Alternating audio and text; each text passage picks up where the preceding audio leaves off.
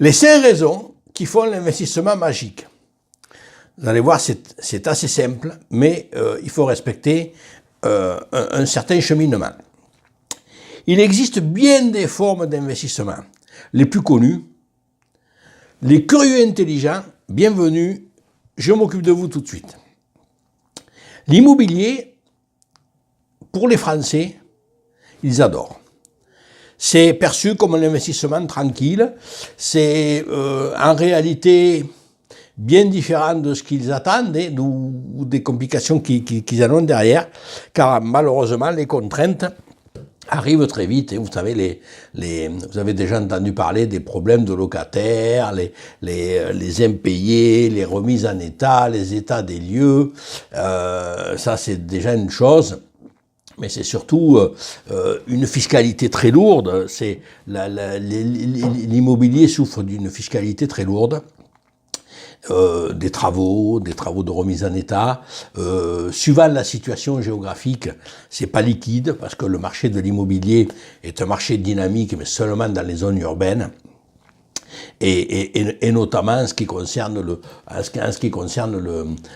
l'immobilier locatif. Bon, parce qu'il y a bien des formes d'immobilier, toutes les formes d'immobilier ne sont pas elles sont tellement différentes que je mets tout ça dans le milieu de l'immobilier. Bon, voilà, sans faire plus de détails là-dessus, mais il y a bien des formes d'immobilier.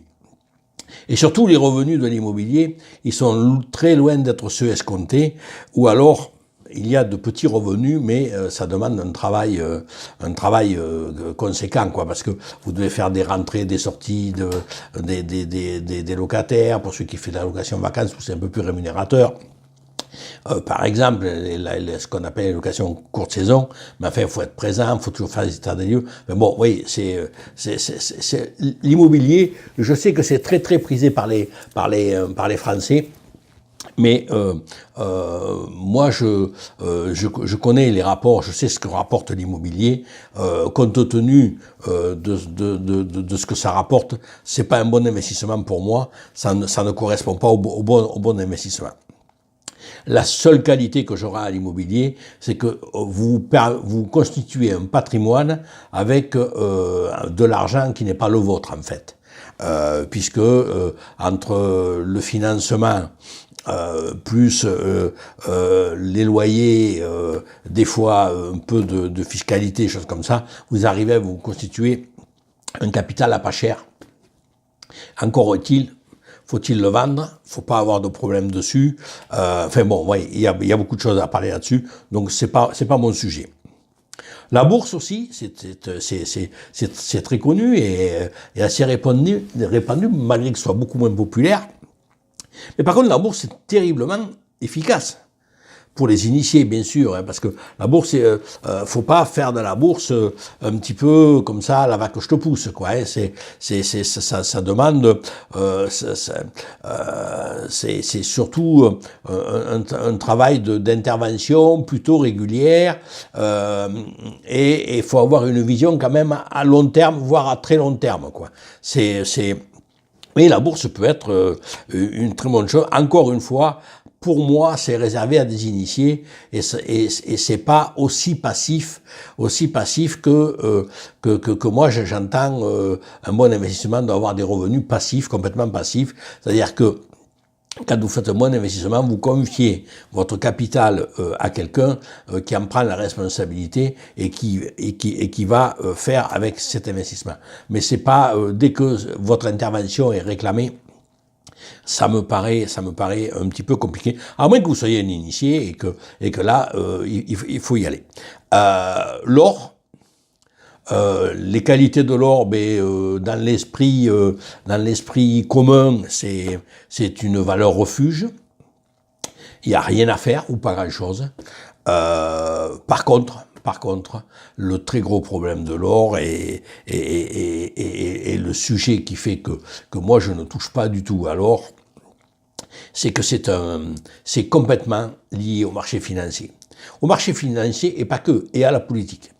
Et aux politiques des États. Donc c'est très instable, l'or est très très instable, et ça c'est son gros handicap. Le gros handicap de l'or, c'est un, les marchés financiers, deux, la politique des États. Et donc là, bon, c'est, si vous voulez, moi je ne veux pas que mes investissements soient tributaires de ces gens-là, parce qu'on sait ce qui se passe, et on sait très bien que ces gens-là, quand ils commencent à s'occuper de ça, ça finit toujours mal pour beaucoup, et bien pour très peu. Donc, au final, moi je touche pas. Pour les plus connus, parce que ça, ce sont les plus connus des investissements, mais il y en a bien d'autres. La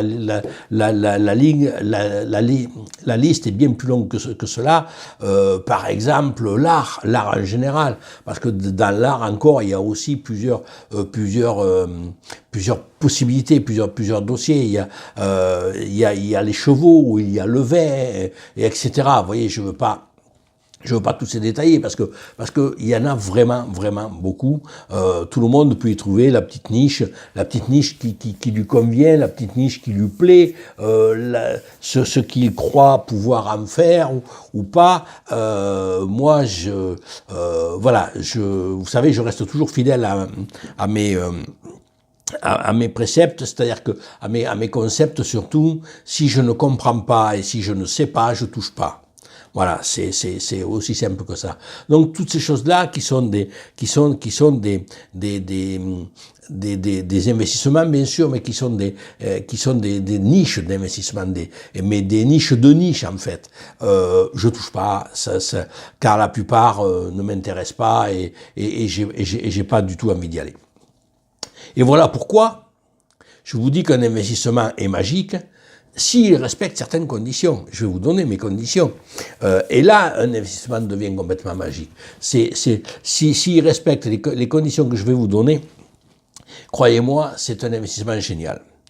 Par exemple, il doit être accessible facilement à tout type d'investisseurs.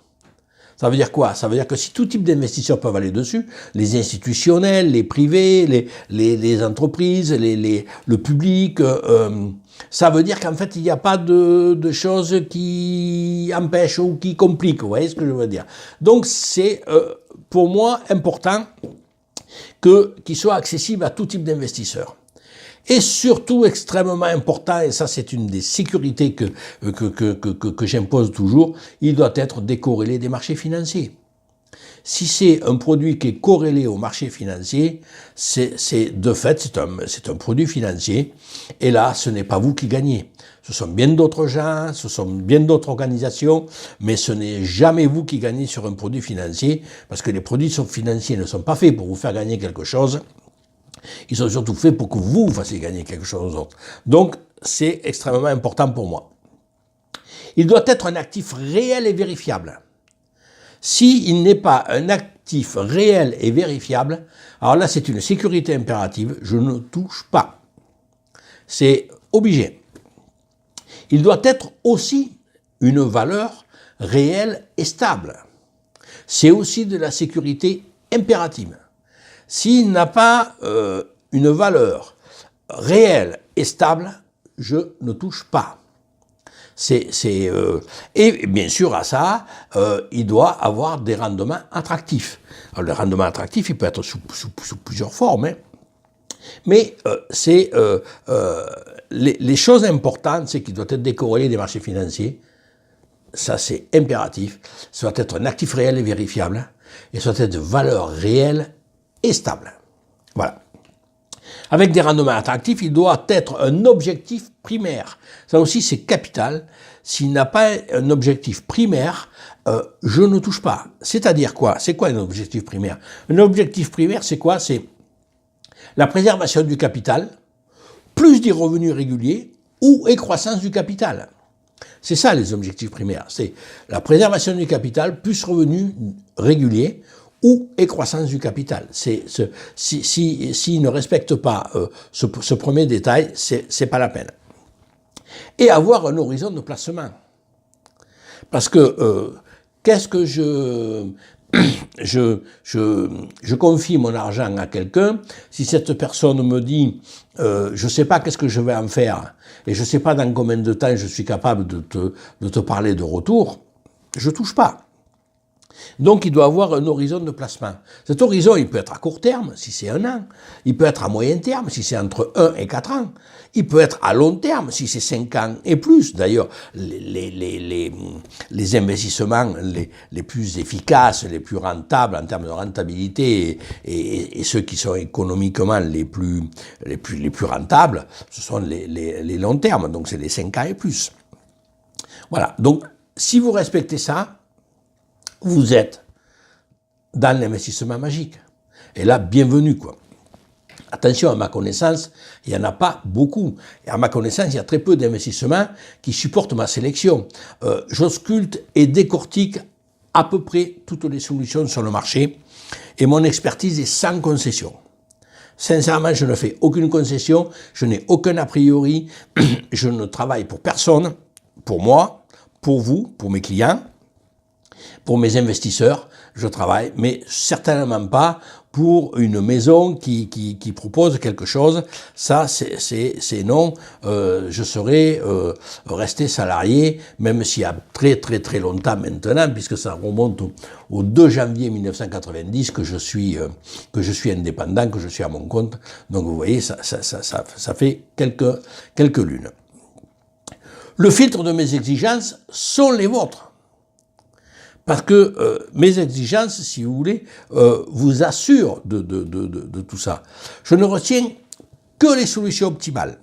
Et surtout, qui passent par mon tamis. Si ça passe pas par les points que l'on vient de voir là tout de suite, ça passe pas par mon tamis, eh bien c'est non. Et au suivant, je ne touche même pas. Je veux même pas savoir ou qu'on continue à discuter parce que ça fait perdre du temps. À ce jour, je propose 2 types d'investissements qui pour moi sont magiques, qui correspondent à ces critères-là. Au minimum à 3 sur 5, ils répondent à 3 critères sur les 5, c'est le minimum, et voire 4. Ce sont, 1, les investissements structurels, où là c'est 5 sur 5, très simplement c'est 5 sur 5. Et le diamant d'investissement certifié. Le diamant d'investissement certifié, je précise bien certifié, parce que derrière ce simple mot de certifié, il y a toute une déclinaison, il y a toute une définition qui fait que le diamant est aussi quelque chose, le diamant d'investissement, je parle pas de diamant de joaillerie ou de bijouterie, c'est pas mon propos, et je ne suis pas là pour ça. Mais le diamant d'investissement certifié est aussi un produit très sympa. Il permet, je vous en parlerai un jour, il permet de faire des choses vraiment très très intéressantes. Mais l'investissement structurel, alors là, c'est vraiment exceptionnel. Ce sont mes premiums d'aujourd'hui, c'est-à-dire que depuis maintenant plusieurs années, je travaille sur ces produits et croyez-moi, j'ai une vision de développement.